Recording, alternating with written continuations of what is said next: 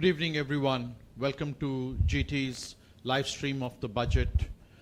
We have had a budget made by the finance minister today. My view is that it has been an amazing, focused budget. It's not a spray and paint budget. It has focused on a few things, but very deeply on that. Be it employment generation, ease of doing business, consumption, and even fiscal consolidation. I think so. To me, that was really the highlight, that controlling and maintaining the fisc at 4.8% for this year and bringing it down to 4.4% for FY26. What I think so is that the number of ecosystems which we focus on and going to get impacted, be it regulation, be it climate, be it inclusion, private capital, FDI, I think so all of those have been impacted in a very positive way. I have my co-panelists with me today, and we will discuss some of these elements with all of you over the next 1 hour. Firstly, I think so let's just get on to ease of doing business. And Vivek, what I would like to just start off with you, because financial services has been on such a focus area. How did deregulation, which I think so economic survey also focus on deregulation, and I think so the finance minister has done that, and how do you believe that has happened in the financial services sector? So in fact, some interesting measures from a deregulation standpoint that has happened is one of the most important principles is the whole light touch framework, trust-based regulatory framework, which kind of indicates a greater move towards self-regulatory organizations. So that's a piece that significantly addresses that. Speedy approval of mergers, that's a piece which essentially, given that we expect a lot of consolidation, and to actually think of that and suggest that is an important piece. And revamping central KYC registry, that is significantly impacting from an efficiency standpoint the entire financial services ecosystem. Great. No, thank you. Tax, of course, Pallavi, is always a key space, right? It's a budget after all. So what changes in the tax proposals have facilitated the government's focus on ease of doing business? Oh, there are quite a few, and I'm very happy to walk through them. And tax usually is the biggest elephant in the room when it comes to ease of doing business. So it's good to see some of it being corrected. I think the most significant one is going to be the income tax bill, the new income tax bill that is being proposed. It's going to come out next week, so suspense until then. We'll go through the fine print once it's out. But I think what is very heartening to hear is the ethos that they're saying, which is going to be shorter, simpler, more clarity, and the idea being that the litigation goes down. So that's a very, very sort of good move that everybody, I'm sure, will look forward to. The other is the Jan Vishwas Bill 2.0. Mm-hmm. So there was a Jan Vishwas bill that had come out last year where they'd said they're going to decriminalize a lot of the sections across legislations. I think there's a 2.0 of that coming now where they're saying another 100 odd provisions, which have criminal implications across different legislations will be done away with. From a tax perspective, again, TDS is something which has been an ask of the industry that, it should be rationalized. It's very onerous for smaller organizations. Just to give you an example, if you paid dividend of 5,000 rupees, you had to withhold TDS. Mm-hmm. And, that was the threshold limit. So they have tinkered around with it. I won't say that there's been a very cataclysmic change, but 5,000 has gone up to 10,000. In some, of course, they've, done a fairly decent one. So, for example, house rent. So if you paid a house rent of 20,000 rupees a month, there would be a TDS deduction. Now it's for 50,000 rupees a month. So some level of rationalizing, I think, has been done in the limits. The other significant one is decriminalization of TCS, tax collection at source. Here again, we were just going through the fine print before we came in here, and it's not a blanket immunity like it sounded in the speech. So what they're saying is if you actually deposit the money before you file your quarterly return, you're kosher. No implications there. From a non-resident business perspective, I think there have been some very welcome changes, especially around things like significant economic presence. When people start sourcing in India and placing goods in India for exports, there was always this implication of, would it tantamount to a business in India or not? I think that's been clarified that if you're holding goods for export, you know, there's no sort of implication for you from a tax perspective. To give boost to electronic industry, and that's something, you know, we've all heard a lot about in the last couple of years of wanting to grow that. There's been a very good move to have presumptive taxation, which essentially means that your gross turnover, 25% of that is deemed to be your income, and you pay tax on that. So your effective tax rate is below 10%.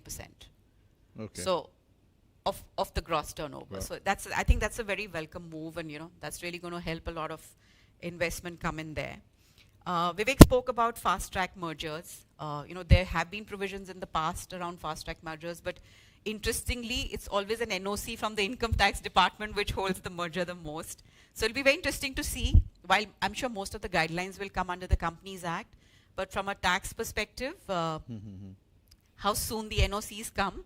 And there's a very interesting clause they've added for fast track mergers is they're not allowing the evergreening of losses. So earlier what would happen was if you merge two companies, you have 8 years to carry forward your losses. The moment you merged, you could start the clock all over again. You can't do that now. So no evergreening of losses in the desire to fast track, but no evergreening of losses. And then, of course, there was a mention about safe harbor rules. They have already been around, but I think there's going to be a move to add more services and probably, you know, make it more user-friendly. There has been feedback in the past that, you know, it's been very narrow in terms of how they define it, and the percentages are very high. So we're going to see some of that. And the other one from, again, from a transfer pricing perspective has been the arm's length pricing. Now, it's very interesting. In India, you actually need to do an arm's length pricing determination on an annual basis, which is not the norm internationally. So now what they're saying is that if you have agreed on a arm's length price with your assessing officer, with your transfer pricing officer, you can use that same pricing for the next 2 years. Yeah. So I think all these are very, very sort of welcome moves to sort of add to ease of doing business in India, both for domestic companies and for international companies wanting to come and be in India. Yeah, great. No, thanks Pallavi for that. You know, just taking a cue from that, Raman, you know, like transfer pricing, international benchmarks and everything, from your perspective, from as a government leader, how do you see ease of doing business coming into play, especially how you see, you know, global benchmarks and so on and so forth?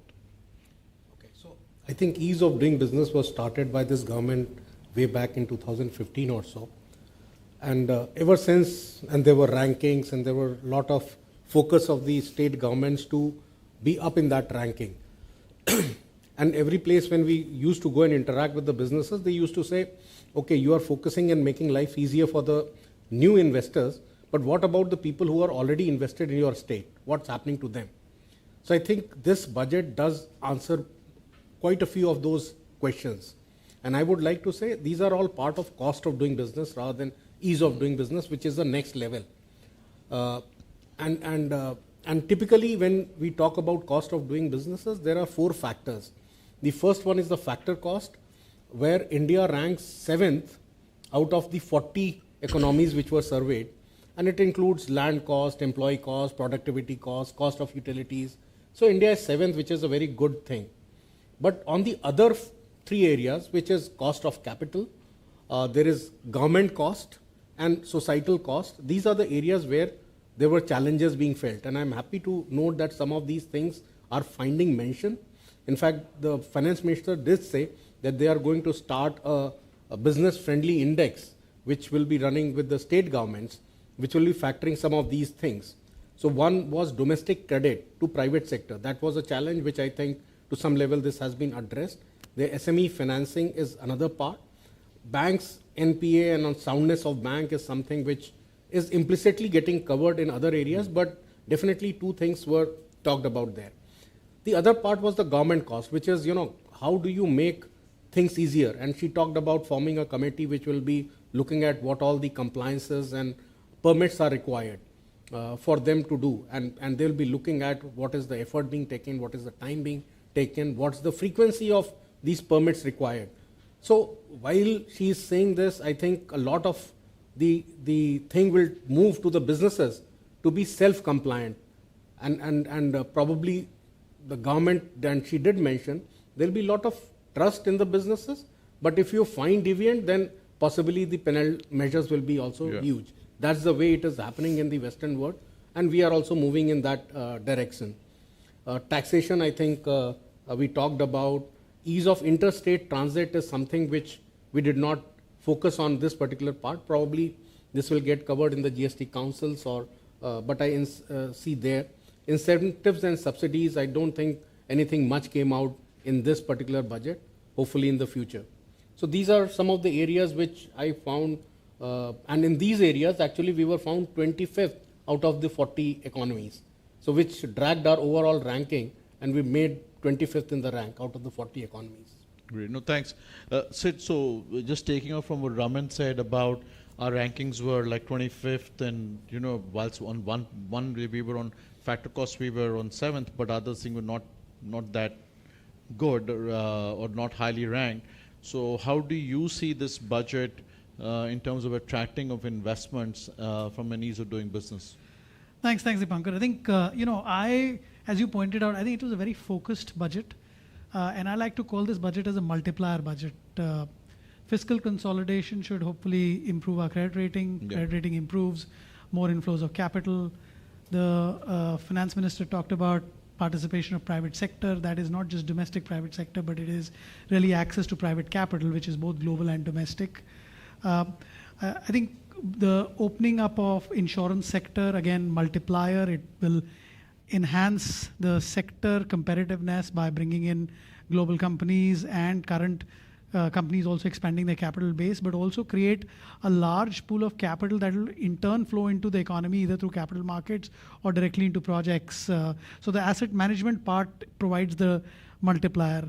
I think India's overall attractiveness, the theme of supporting or using exports as a key driver for our growth and giving incentives specifically to certain sectors, whether it's toys, it's shipbuilding, maritime broadly, leather goods, where we already have a right to win, also fisheries, and providing that extra boost to continue to spur exports forward. And the momentum that has been lost from India as an exporting country, try and revive that a little bit more through some of these various measures. I think also the multiplier, the mention of expanding nuclear power, I think also looks at now India really opening up to a very strategic sector where it will attract the attention of the largest energy companies globally, help us get technology, capital, and also spawn a whole ecosystem that will support this investment, which will lead to job creations. So the whole that whole wave multiplier. I mean, if we start connecting the dots, actually it's like a very well-threaded necklace with various pieces coming together. I mean, me being an optimist, that's how I'm viewing it. That it's something that's going to help us get more capital. It's going to help us improve our competitiveness and hence our investment quotient. Yeah, no, absolutely agree. I think so. As I mentioned earlier, the capping of the FIS for next year 4.4 has huge implications from a rating perspective and then consequential impacts and a global standing. Amit, one of the things this government has really stood out for is around its focus and investment in infrastructure and continuing focus on that, right? So obviously, and that has always been talked about, as said about a multiplier effect. So really, from an ease of doing business and infra, right? How are you, seeing the further linkages into that? Is there anything unique in addition to what we have seen over the past few years? Absolutely, Dipankar. This year, for the first time, the private sector was facing certain issues in transport and logistics, data availability. For the first time, the government is saying we are going to share this data through a dedicated portal. Now, this will help all these private sector infrastructure companies to look for competitiveness, efficiency improvement, and also what they need to do to enhance this sector going forward. This is a path-breaking step because individual companies have been making recommendations to the government and the respective ministry that this should be opened up, this kind of data. That is one. Second, a clarity on continuity of certain schemes like BCD. Now shipbuilding, the BCD exemption was only till this year. The government is saying not for yearly or 3-yearly basis, they are exempting it for next 10 years. So that makes life easy for the investors, that they can make an investment because there is a clarity for next 10 years. Similarly, the government is saying that for battery manufacturing and other energy, clean energy kind of clean tech investment, so to say, they have given a clear-cut decision that this thing will be imported without any custom duty or very less custom duty. Because India does not have that kind of a technology. They will have to depend on the technological collaboration from overseas. And overseas technology suppliers and investors look for clarity for a long-term period. So that's what the government has done largely in this. Great, great. No, thank you very much. Just changing gears onto elements around consumption, employment generation, growth, and so on and so forth, right? Because it's quite obvious money has come into the hands of the individuals. I think so middle class for the first time, really a substantial shift has been made, right? I think so. I was personally not expecting the exemption going up from 7 lakhs to 12 lakhs. I thought maybe probably around 10 lakhs or something, and that was bold enough. But I think so the finance minister has really made a huge statement through that, right? So Pallavi, again, just from a tax perspective, how are you seeing various initiatives around consumption and overall employment generation? So it's interesting you say that. In fact, the FM actually made a comment how they've got a pulse on the people, and then they've got the ears to the ground. So there was quite a sort of expectation that there'll be moderation in tax rates, but everybody was wondering, how do they have the elbow room to do it, given the fiscal consolidation path that they've chosen. But I think it's a very bold move. At first blush, it sounded as if like exemption was 12 lakhs. Actually, it is not. The exemption limits stay the same, but what they're saying is people who earn up to 12 lakhs will get a rebate, and they will not be taxable. So we all rejoiced actually. So basically, if I make 16 lakhs, I don't get the... No, you will get a tax break. You will get a tax benefit, because what they've also done is they have expanded the slabs in such a way that earlier the tax slab for the highest income, which started at 15 lakhs, now starts at 24. Okay, so that way everyone gets a benefit. So in fact, we did a quick check to say that if you were earning 30 lakhs and you were paying tax of 8,90,000 rupees, you will now pay 4,20,000 rupees. There's a significant saving there. That is. You're saving 4,70,000 rupees. Yeah. So there is a saving across the board, but I think it was particularly to target the middle class, where they said anybody who's earning up to 12 lakhs, and that 12 lakhs, of course, there's always the little fine print. In tax, you can't do anything without a fine print. It doesn't include income which is covered by a separate or a reduced rate of tax. So for example, capital gains would not be covered. But up to 12 lakhs, you would get a tax rebate, and therefore you would not be taxable. I think the interesting thing here is, and actually this came up in conversation when I was sitting with the team, is this would also include a lot of the new generation that's coming into the workforce. Yes. And that's a generation which is very given to consumption. So the hope is that obviously a lot of this money will come back.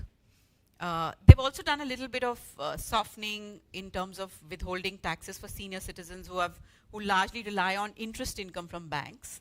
They've raised the limit from 50,000 to 1 lakh. Yes. So, again, leaving a little more money in everybody's hands. But if you look back at the statement of the finance minister, and she did say that, what we're sort of going to lose by doing all this is 1 lakh crores on the direct tax side. Wow.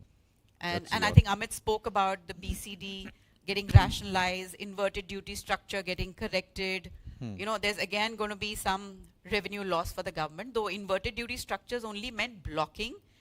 But, it was quite an arduous task for companies to go back and claim refunds. So they're again going to lose on BCD and all the other things, another 2,600 crores. So, you're looking at 1 lakh crore on the direct tax side, 2,600 on the indirect tax side. And, one would like to believe that all this money is eventually going to come back into the economy as consumption or investment. And I think both of them are going to be very good for the economy. Great. No, thank you.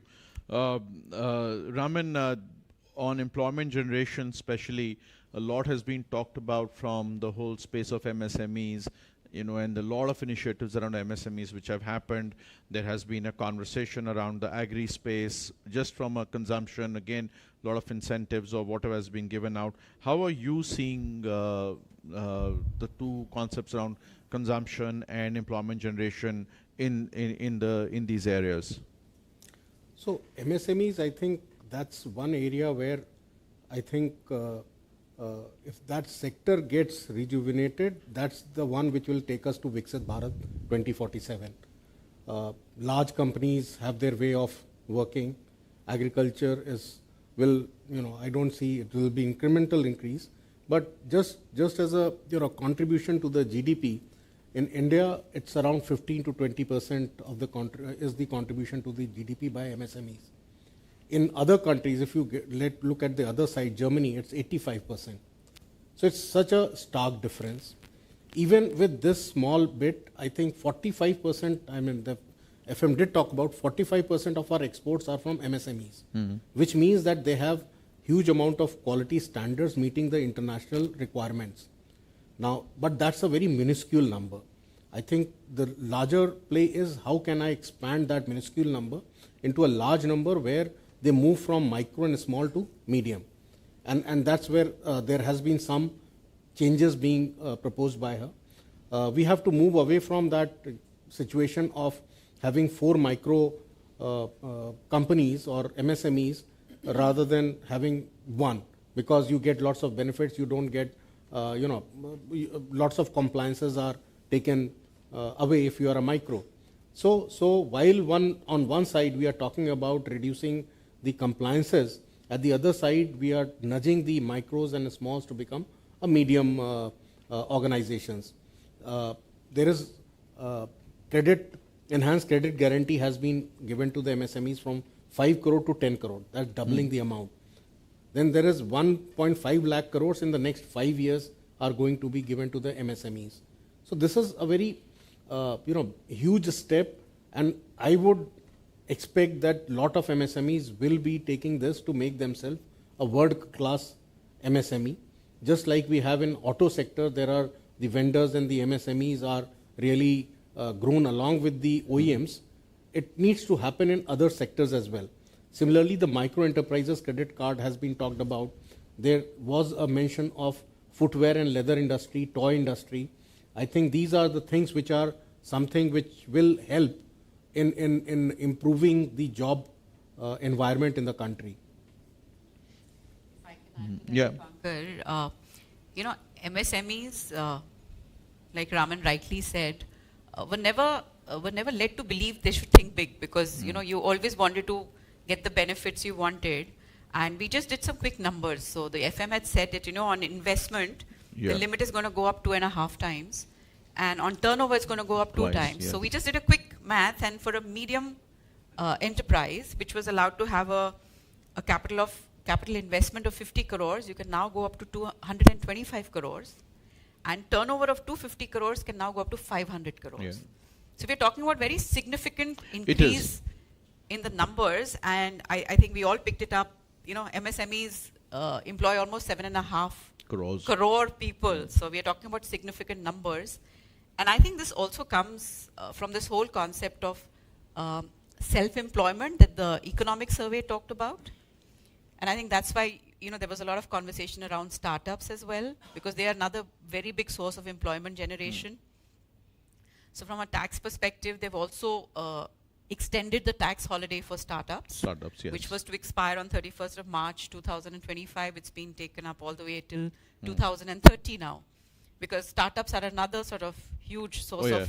I think relate we to actually that. pulled out some numbers, some 16.6 lakh jobs out of direct jobs actually come out of startups. Yeah. Just to add on to this, I think a special mention is on the first-time entrepreneurs. So 5 lakh first-time entrepreneurs can get a loan up to 2 crores. Yeah. And this includes women, SC, STs. So it's a very inclusive type of a plan to get everyone in the MSME journey. So which is a very positive step. I think if I may just add to that, I think, again, one of the key requirements for development of the, I would call it the mid-market, right? MSME, I think there's a need to rename this. It is not really small anymore. It is actually the middle of the economy. This is the part that is going to propel us forward. This is the front and center of any economy.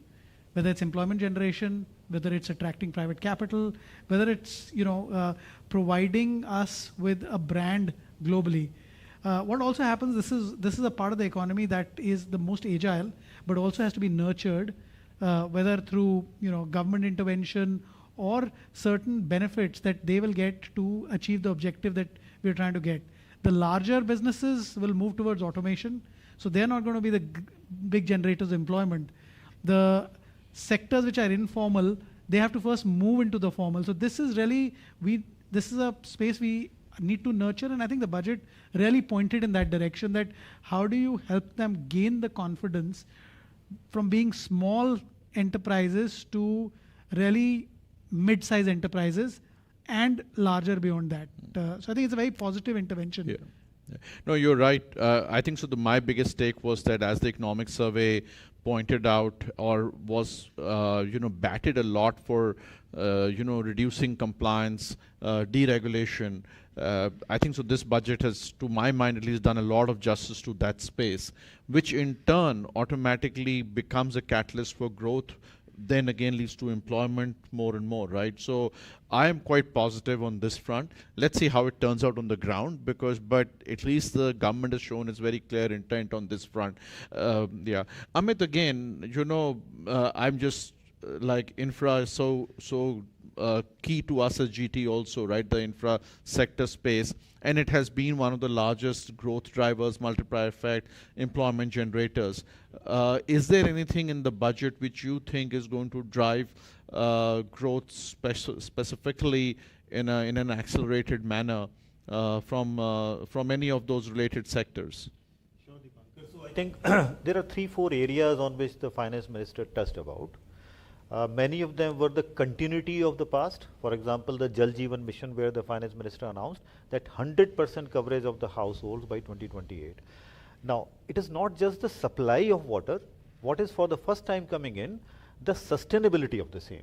So the focus will be on O&M part of it and the sustainability of the same. So I think there will be more and more budgetary kind of provisions which will be made, and that's what we are going to see going forward. Second, on this urban challenge fund, is for the first time with the government has come out that 1 lakh crore will be provided, but then they are saying that 25% will be provided from this fund, but the municipalities and the state authorities will have to come out with the remaining 75%. Municipalities for the first time are encouraged to come out with their bond scheme or PPP projects or the bank loan, as the case may be. So I think this is the next level of reform, particularly on the tier 2 sector in the urban space. Third, I will say that this Udan 2, now they are extending it to areas which are not served till now, hilly areas, northeast. The government is intending 120 new helipads and airports. Huge employment generation, I see the potential, And the kind of infrastructure we have seen that, for example, the Jewar airport, it has changed the complete economy of this area. So similarly, I think in the unserved areas which are not so developed, Udan scheme, helipad scheme, airport, and the subsidy will also, will be beneficial. Tourism. Now the government is saying that on a dedicated basis, they will identify 50 destinations.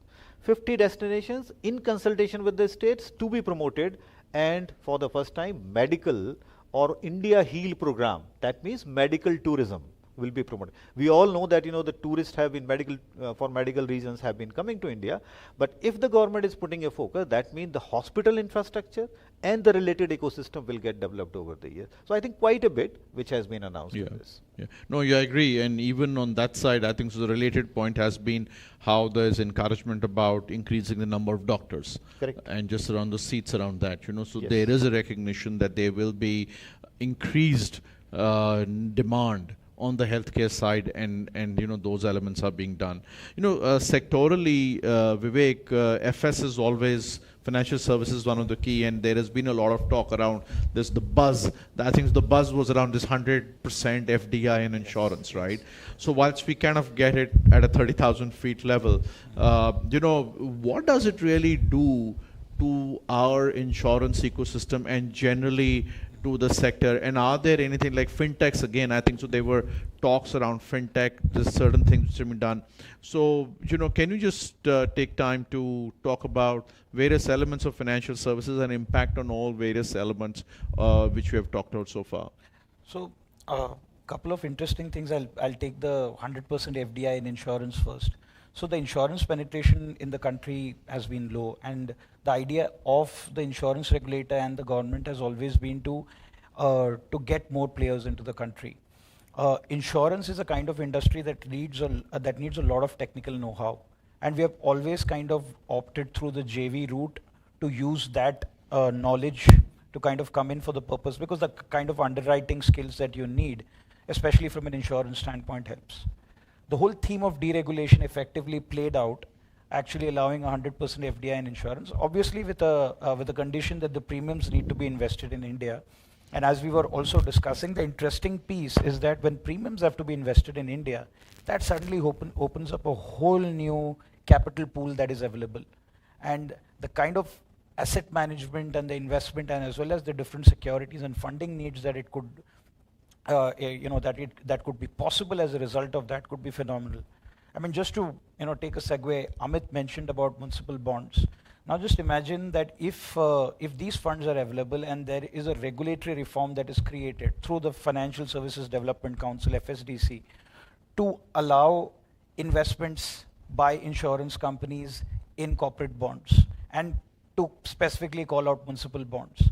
It kind of helps integrate everything together to help kind of put the story in order. So when Sid mentioned that it's like a necklace and all the beads come together, it's literally like that. So the whole insurance piece is far bigger than what just meets the eye. I mean, a simple segue again would be in terms of the whole speedy mergers. Though I must say that Pallavi's point taken, that the notice from the tax department is something we need to say how that plays out. But the interesting piece is that speedy mergers, 100% FDI, need for municipal bonds. Now, can you kind of put all these stories together? That's really how it plays out. And the whole financial services initiatives that actually came out kind of bring that whole story together. So FDI and insurance, when you actually raise municipal bonds, not every municipal institution is rich, which technically means that they're also going to need credit enhancements. NAPFID is one small example of how partial credit enhancements they are giving, but you could actually look at that. Social security is going to be extremely important because with the kind of growth that we're looking at, it is extremely important that social security measures are available to everyone, which is what brings the need for actually rationalizing the pension reforms. And that's something that essentially in terms of we saw that kind of coming out. So all these aspects put together kind of commit, and a real economy is always supported by financial services sector for growth, and an enabler is deregulation. But once you deregulate, it needs to be a frictionless process, and that's really where the ease of doing business kind of comes in, and the initiatives that we actually spoke about facilitate that. So at least that's the way I saw the initiatives on the financial services sector playing out. Okay, no, great. I like as a fintech practitioner, I'm really looking forward to the increased innovation coming in, and how some of the elements, around what they talk about, the UPI, and then linking the further payment space into some other parts of our ecosystem which is coming together. And then the other part which I haven't touched much, and I don't know if someone wants to pick that up, because I personally dealt with this whole gig worker space and gig economy as they call it, and how that is getting a huge impact, and fintechs have been one of the spaces, or even like the Zomatos of the world, how they have really improved or created employment at that level, which is not necessarily a graduate level, right? And giving that respectful employment, I think so some of that will start happening, right? And maybe, on that, it just struck me, Department of Posts has again been encouraged to do and re-innovate themselves or re-engineer themselves in the business model. Sid, any quick thoughts? So I know putting on the spot on this one, but any quick thoughts on that? I think Dipankar is very interesting. I'll see that as reimagining reform. It is a step forward in reforming the Department of Posts. I think India's first 50, 60 years, the Department of Post or the Post Office network was essential from a financial inclusion perspective, and also from the reach to the entire length and breadth of the country. Once post or mail became redundant, they repurposed the infrastructure into a financial services business, but they are also Sorry. I think there's some I technical think issue. some technical issue on your mic. Am I but- audible? Yeah. So sorry. Okay. Now they're reached a stage where there is a very valuable resource, which is the whole the postman, the dakiyas, who are going to get repurposed to support the new phase of economy, which is the virtual economy, whether from a hyper local e-commerce to quick commerce to actually logistics. So I think that is really the innovative thinking of this government, that how do you continue to push reform forward but do not get stuck in a cookie cutter, and rather than looking at it as a problem, look at it as an asset. So I'm actually quite impressed with the way of the thinking of the government. And again, that theme of broader reform, and as Vivek was talking about, that when you start putting the pieces of the jigsaw together, I think that's when the big picture will emerge. Some of this also these are also bold choices, right? Because when you're moving forward with the economy, you are also trying to manage various stakeholders. I think the other piece, there is a geopolitical aspect, and I'm maybe going into a tangent where a new regime in the US is talking a lot about tariffs, and those tariffs could be detrimental to our economic growth, especially our export market. So I think a proactive addressing of duty structures, etc., already looking at the future rather than reacting, they're actually proactively looking at how do we make ourselves more competitive globally, continue to link into global supply chain, bring the MSMEs to support that. Let's repurpose what we have. And I think those will all provide little engines of growth beyond what we see as the big, the big part of the economy. And I think that's the really exciting part. This is not grassroots. This is one level above from the grassroots, and this will flow up over a period of time. Okay. Sorry, I think so.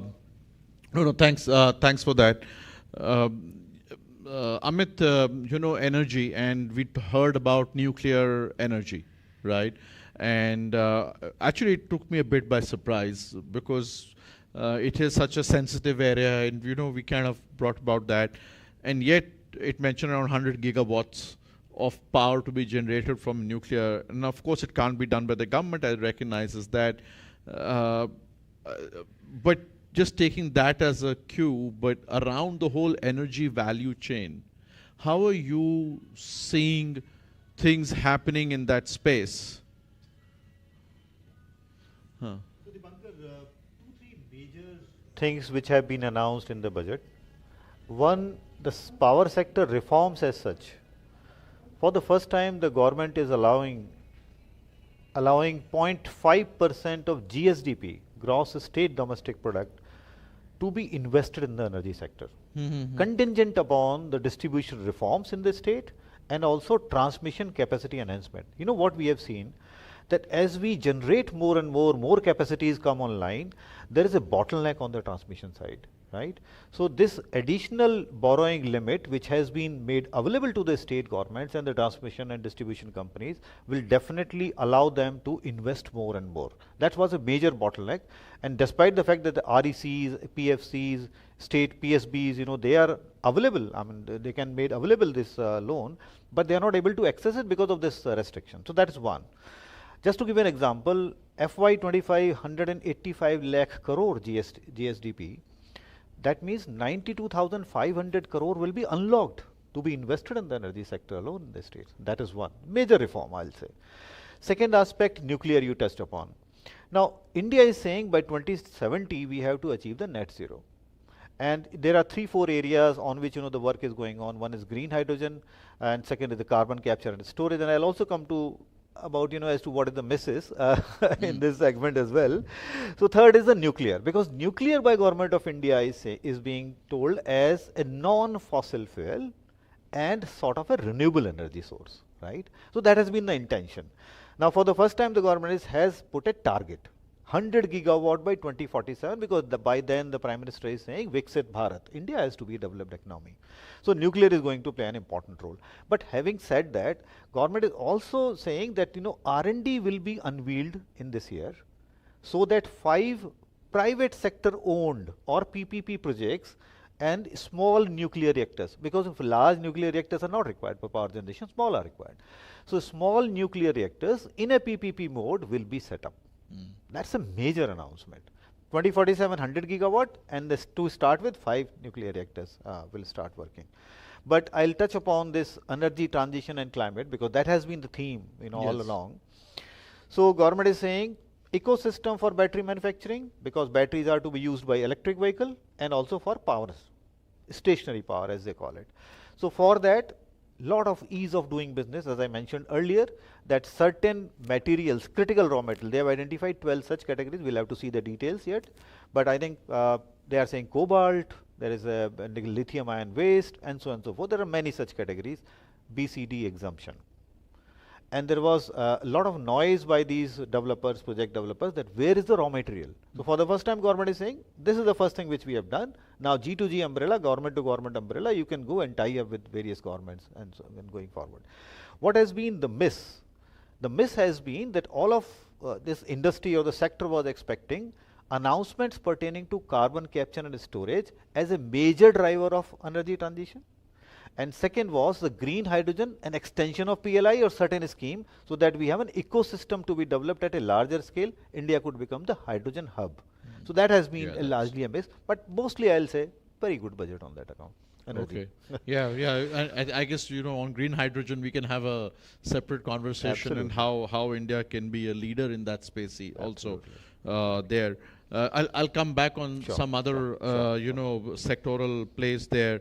Raman, you again from an agri standpoint, or is there again a lot of things, and farmer has been one of the pillars, the 4 pillars which the finance minister always talked about. There has been conversation, there's enough juice left in the agri space still for efficiency, for increasing farmer incomes and so on and so forth, right? Any capture around the announcements around the agri sector?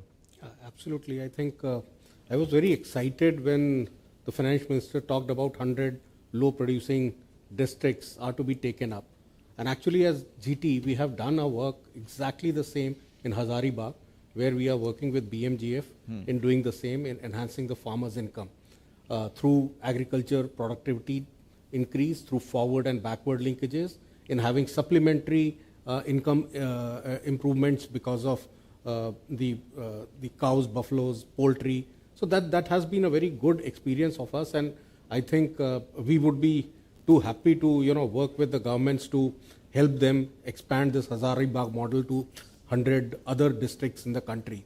And largely I see these districts will be in the MP, Chhattisgarh, Bihar, Jharkhand area in the mainland, and the northeast it will be in the Manipur and other areas. So Assam, Nagaland. So these are the areas where we should be looking as a big push, and I'm very happy that there will be many other agencies now working for the cause with GT has already started on. I think the other good areas where agriculture was mentioned was making India self-sustainable in the pulses domain, where urad, masoor and tur dal, how can we make it much more self-sustainable? And I think the implication of this is very soon we'll have NAFED and NCCF entering into agreement with the registered farmers to buy out for the next 4 years. So there'll be some prediction and some stability with the farmers that this is the income they can generate. So very good interventions there. Apart from the agriculture, I think the fisheries and aquaculture, that's where the government is trying to integrate fishermen with the agriculture programs and promoting aquaculture practices. So that's the other good part. I think this budget also did talk about climate smart aquaculture, adoption of climate resistant crops and irrigation, precision agriculture. So these are some of the areas where I think agriculture is being focused to take on to the next level, while a concerted effort in the areas where as a country we have not done well, and focusing in the focus is on those areas, whether it is the crops, whether it is the regions, whether it is the technology. Yeah. No, thanks, thanks, Raman, for that. One of the actually you're talking about, you know, as you're talking about the farmer, and then you talked about the youth, and you know, one of the things which is that key announcements was around GCC setup, right, and how they are being encouraged to be done in tier 2 cities, and I thought that was a pretty important move which they made, because you know it's like everyone recognized tier 1. We talk about urban migration, but this is like really encouraging setting up of huge employment generators. We know India is going to remain a GCC capital, if I may say so, and increasingly become bigger. So that will then boost education, that will boost economy development of those tier 2 cities, and then even tier 3 cities. Even we as GT have started focusing on tier 2 cities and building our offices in tier 2 cities and seen the first hand benefit of that, right? Sorry. I think, you know, again, this is really leveraging the brand that India has built as being the office to the world. The brand's established, the human resources are valuable to their employers who happen to be the biggest global companies. It is now about taking the jobs to the people rather than bringing people to the jobs. That will spur consumption, that will spur, you know, development of infrastructure, that will spur, you know, employment, of course. And, you know, financial services will be one of the largest contributors to that. You know, would a big US bank wanting to set up a GCC in Madurai, I think how do you enable that rather than getting folks to come from Madurai to Chennai?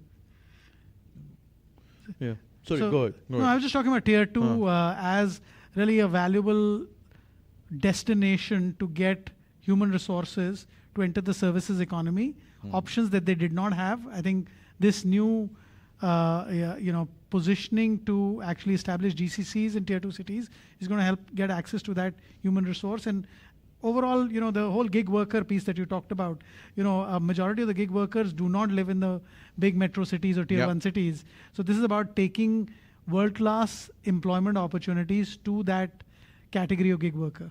Yeah, yeah. To that, I think with lot of issues around the visa, lot of suspense there, I think GCC is going to, you know, it will benefit India and the GCC model. That's my hope, if nothing else. No, I absolutely see that, you know, and there was an article sometime back in one of the leading papers around the whole GCC space, and one could see that, and I think so India just built a tremendous brand, as you put out. Amit, coming back to you again, any other areas around sectoral focus or sectoral announcements which you want to talk about, which you think are going to really impact the growth agenda for the country? Yes. For the first time, the focus seems to be on shipbuilding, shipbreaking as well, right? So, I mean, this is not only you know, announcement merely from the sectoral perspective, but also from circular economy perspective, right? So, the government is saying that the shipbuilding, shipbreaking facilities will be provided, and I think the details will come later. We'll come to know later as to, you know, which are the destination where, you know, they are going to have it. Financial assistance policy that is being announced. We'll have to look at the details, but I think from cost disadvantages, credit notes is something which the government has announced, and that will help in the circular economy piece. That is one. Again, I'll say that, you know, last year if you see, the government announced certain destinations for tourism. Bihar was identified as one, Nalanda for example. We thought that, you know, maybe certain more circuits will be announced this time. You know, to, heritage circuits, religious circuits, that is a theme, what we are seeing. But that is a miss, which I see that, you know, this is where it is. Only Buddha circuit has been announced, but, you know, that's a theme which is picking up. Every state after state we are talking to from GT side, and, you know, they are thinking in those lines. I'll say that middle income housing scheme, it is a continuation of the same. So overall, I'll say, Dipankar, that, you know, there is a continuity. they are trying to not leave in between and complete the task, whether it is middle income housing or the urban sector development, Jal Jeevan Mission, for example. But at the same time, there are few areas, particularly on roads, and intensity on that aspect is missing, and also on some other aspects related to infrastructure. Yeah. I'll say. Yeah. No. Mentioned to say for some tourist spots, visa relaxations will Visa be made. relaxation, yes. Which is very interesting I because missed a lot of people complain it's very difficult getting an Indian visa. So I think that was a very interesting. Health. Health, I medical. thought even for some of the tourist spots they said. That, Heal in India program. Yeah. Heal in India program. I think it's the reciprocity of how difficult it is for Indians to get visas that we need to return the favor. Yeah, so, yeah, no, but the tourism part, I think so the whole 50 tourist spots, destinations Yeah. being developed. Again, we know that as GT, we have been doing work on 3-4 of such tourism States, hotspots and creating a 5-year roadmap. Exactly. I don't know whether that had a role to play, but clearly, I think so. That again is a huge boost of growth, employment, Economy. infrastructure, just the economy of that whole space. I think so. It's a tremendous step. It's one simple line made, but the cascade effect of that going to be just massive. The highest employment generator per crore invested. Yes. And it's a confluence of skill building, infrastructure, aviation, you name it. Everything is there in tourism. So if you push the tourism, I think it helps the overall economy.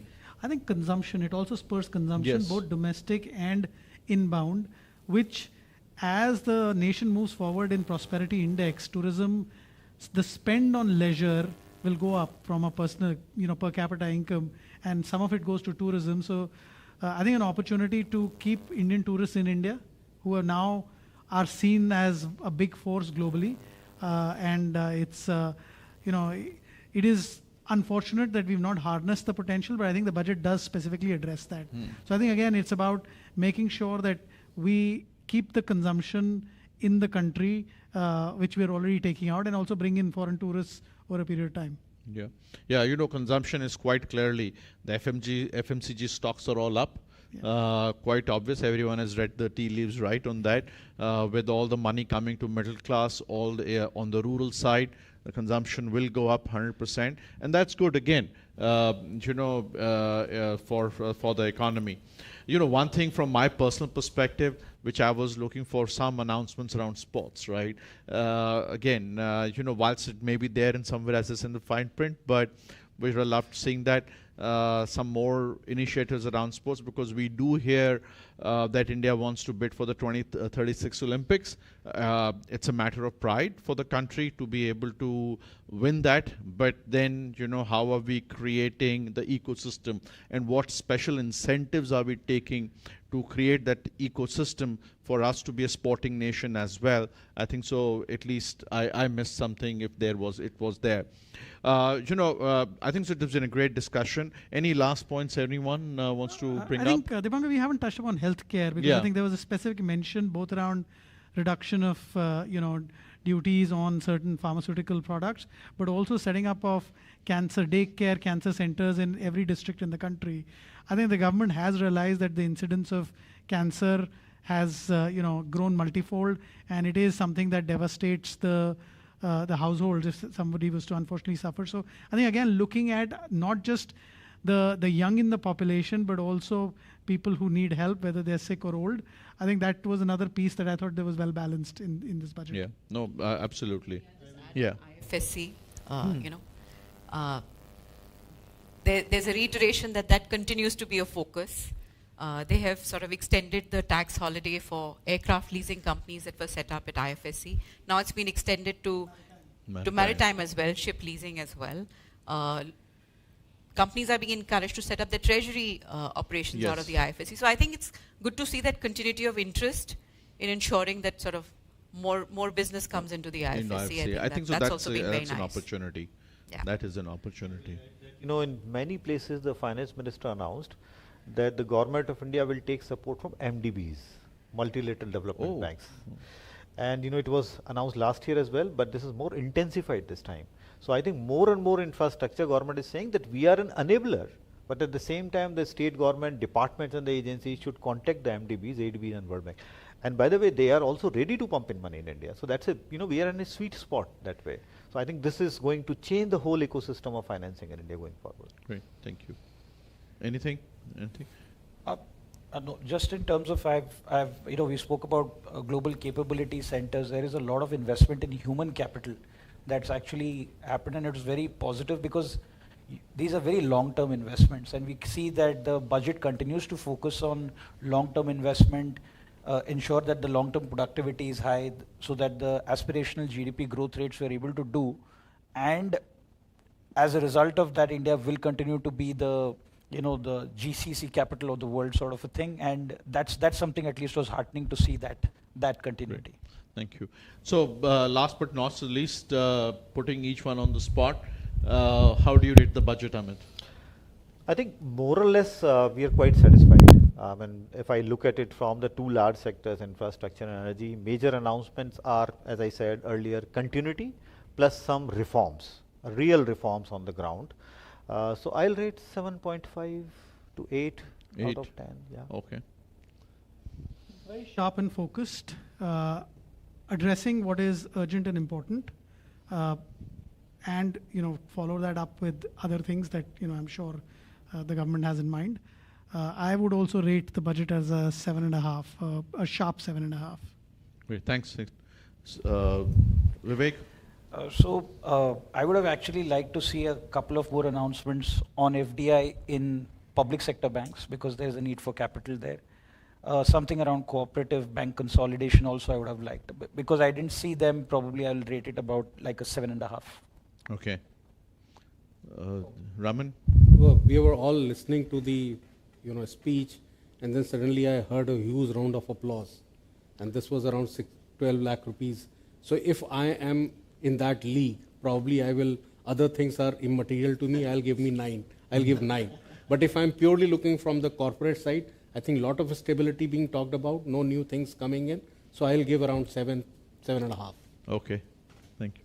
I'm going to get swayed by the 7.5 around the table here, yes. But maybe go with an 8. I think it's been a great job in terms of balancing, giving tax concessions, and yet ensuring there's something for everything. I mean, every sector has pretty much been covered. And more than anything, I think from a tax perspective, the intent to bring out a simplified tax law, decriminalizing various sections, I think it's just a fabulous move in the right direction. Yeah. No, thanks. For me, as I started off the session with that, around the larger macro point around fiscal consolidation. It was 4.9 expected, but actually announced for this year is going to be 4.8, next year going to be 4.4. So despite keeping a tight lid on spends, yet getting through all what we have talked about has really been amazing. So for me, it's going to be at least an 8.5 on 10. So thank you very much for being here. I know it was literally 5-hour notice. Effectively, I think we covered a lot. Hopefully, all our viewers, got a good glimpse around sectoral elements and business elements rather than only the tax elements. Thank you very much for being with us.